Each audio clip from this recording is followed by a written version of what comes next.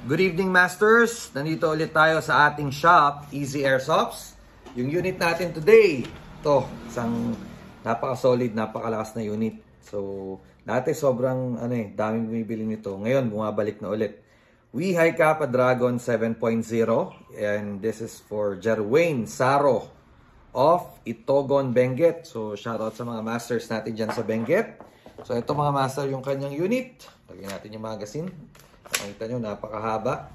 7.0 na Weehai Kappa Dragon. Meron pa siyang pandiktik ng bawang. Okay. Alright. So, ayan. Front fiber optic sight. Yung rear, hindi. Pero this is a full metal unit mga master. High cap. And kumuha rin siya ng gas and silicone lube. Alright. So, subukan natin yung unit niya. Tingnan natin kung malakas pa rin ba yung ganitong unit.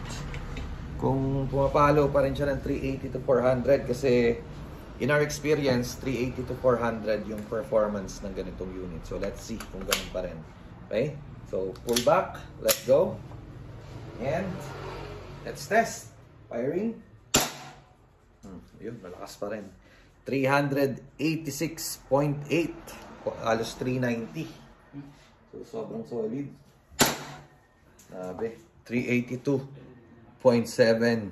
So, congratulations, Master. Napakalakas ng unit mo. Low back test.